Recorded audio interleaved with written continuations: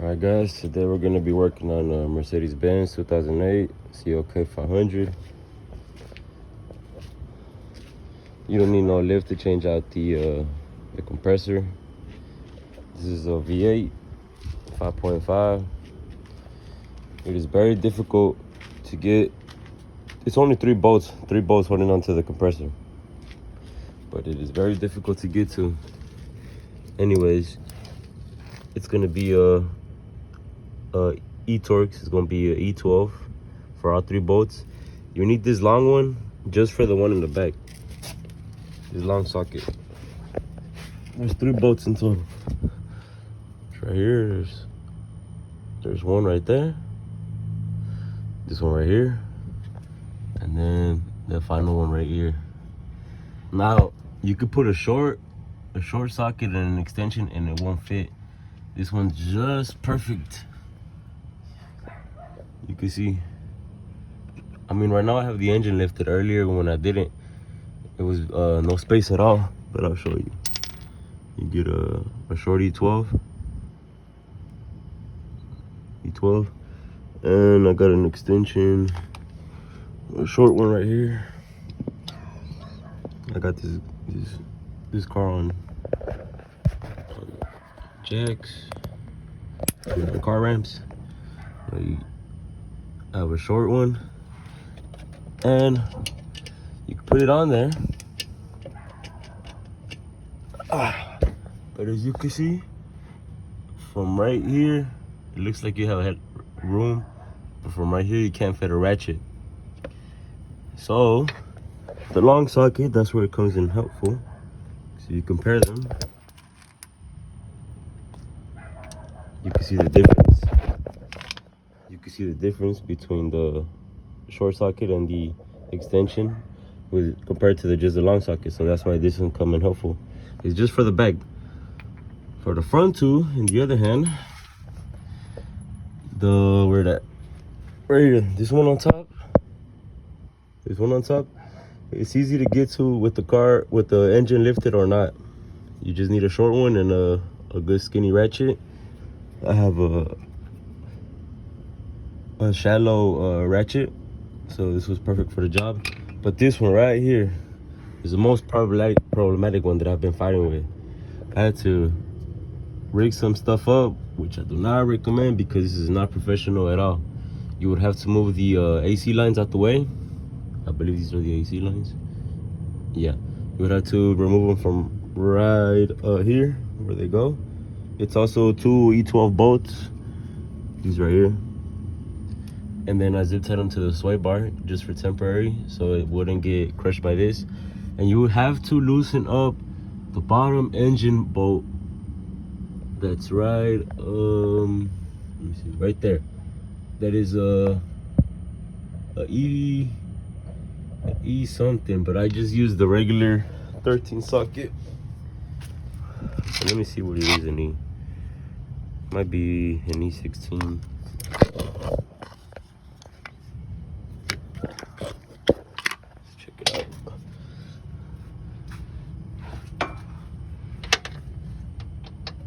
Yeah, it's an E16 for that one lower motor mount bolt that's right there.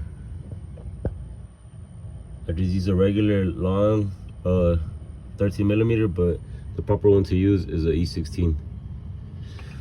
Okay, what I'm getting to, you have to loosen that like a couple turns. Don't take it out all the way, because if you take it out all the way, you're gonna have a difficult time trying to put it back in and line it up. So just loosen it up a little bit, just enough for you to jack it up from the oil pan. This is cast aluminum, and it has these structural supports right here, so it is fine to temporarily lift it just for a little bit. Do not lift it from this oil pan. This oil pan will crush.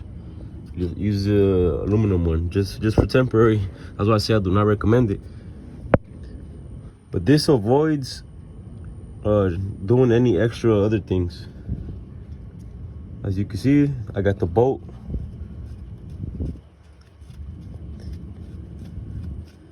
Show y'all. See? And you can take out the bolt. Look at that. It's right there. Without without loosening up that lower mount bolt, the lower motor mount bolt, and jacking it up from just this corner so the AC compressor can go up like at least an inch, you would not be able to take this out unless you have a wrench, like a E-Torx wrench, E12. But since I didn't have that on hand, I just did what I could, and that's why I'm showing y'all how I did it. I'm just showing y'all how I did it so y'all can see how to not do it. But if you're willing to take the risk, this is how you do it. I already have all of them loosened up and it's ready to come out. I will show you the difference. One side lower down the jack, you will see the big difference it is. And you're only raising it up by like an inch, so it's not really that.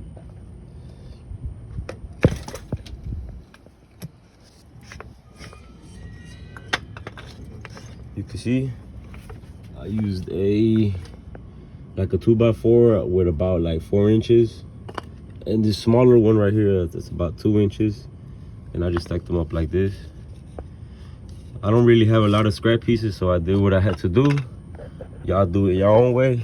But look, if you didn't jack it up, look how much space you have between the bottom bolt now. You cannot fit a short socket on there. As much as you try, it does not fit. I'll show you. Look how much room you have. And that's with the bolt just a little bit out. But regardless, you can see right here, you don't have no space. You don't have no space. You don't even have space with this short one. Imagine the long one. So you need a short one and a long one to do this job. You can do it yourself. It's not that difficult. To undo the belt, the tensioner is right there. It is a 17 millimeter. You just pull it down, undo the belt, and it should be right here. The AC connection is right there. I haven't undone it yet, but it's right there. I already disconnected one of the hoses that go to the what's it called? I think it's a dryer receiver. I'll put them back in because I'm not finished for today. But yeah, guys, this is how you do it the improper way. But hey, man, it works. So y'all let me know in the comments what y'all think about this after I showed y'all the space. Look at that. That's like, if it was in another 1/4 inch, still that is not enough space. But since I backed it out a little bit, there's space now. With this one on top, regardless, you could get to it, and the one at the back, easy, you could get to that one. It's just this one that gives you the problem. Like I said, just jack up the engine a little bit after you loosen that one up, and you should be just fine. It should come out. I haven't taken it out yet, but I will update you guys. I think I could remove the sway bar from this side, push it that way, and the compressor will fall out this way. That's what I'm thinking. I'm gonna try that tomorrow, but for now, I just wanted to inform you how to remove this bolt. It's very stubborn. Remember, guys, it's a E-Torx. To be specific, it's a E12. You will need the short one and the long one.